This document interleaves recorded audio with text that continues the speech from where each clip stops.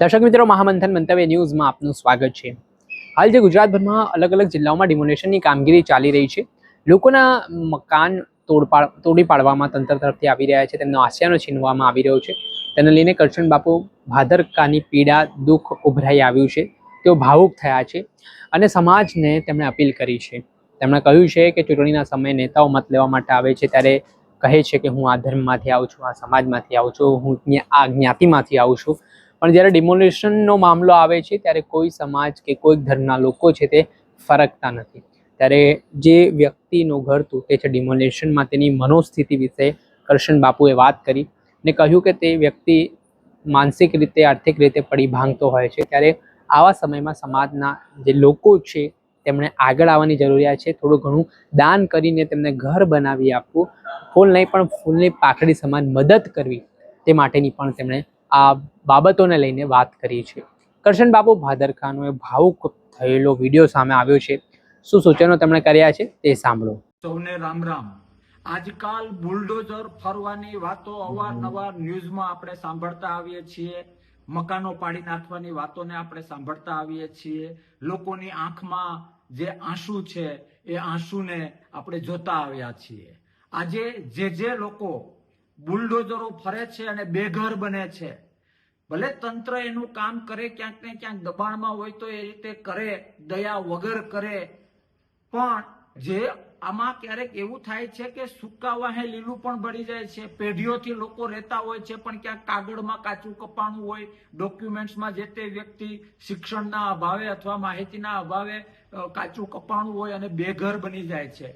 પ્રશ્ન એ થાય છે કે જ્યારે એ બેઘર બને છે ને, ત્યારે એ વિસ્તાર માટે, એ સમાજ માટે, આસપાસના માહોલ માટે બેઘર બનેલા વ્યક્તિના અને એના પરિવારના સભ્યોને નકારાત્મકતા જન્મે છે, જે આવતીકાલ માટે પર્ટિક્યુલર વિસ્તાર, સમાજ અને રાષ્ટ્ર માટે યોગ્ય નથી। અને એટલા માટે જે લોકોને ભગવાને ખૂબ આર્થિક રીતે સદ્ધર બનાવ્યા છે, આપણે લાખો અને કરોડોની ગાડીઓમાં ફરીએ છીએ, આપણે કરોડોના મકાનમાં રહીએ છીએ, સવિશેષ જે તે સમાજ, જે તે વિસ્તાર અને જે તે ધર્મના માન સન્માનો વર્ષોથી મેળવતા આવીએ છીએ। ચૂંટણી વખતે હું તમારી જ્ઞાતિનો છું, હું તમારા સમાજનો છું, હું તમારા વિસ્તારનો છું, હું તમારા ધર્મનો છું કહીને આપણે મત મેળવીએ છીએ। તો આવા સમયે આ લોકોની, ભોગ બનેલા લોકોની, જેના મકાન પડી ગયા છે એવા લોકોની વાસ્તવિકતા જાણવાનો પ્રયત્ન કરવો એ આપણો ધર્મ છે। આવો ક્યાંક ને ક્યાંક જે લોકો સૂકા વાહે લીલું બેડ્યું છે, જે લોકો ક્યાંક ને ક્યાંક અમુક અંશે સાચા છે, એ લોકોની વેદના સંવેદના સમજીએ, એ લોકોની આંખના આંસુ વાંચવાનો પ્રયત્ન કરીએ અને ભગવાને જે આપને આપ્યું છે અને આપણે જે તે વિસ્તાર, સમાજ અને ધર્મમાંથી મેળવ્યું છે એ યાદ કરીને પોતાની શક્તિ પ્રમાણે અને ફાળો કરીને આવો ભોગ બનેલા લોકોને નાનકડો માળો, આશરો, ઘર બનાવી આપીશું ને તો તમારો મારો રામ વધુ રાજી થશે।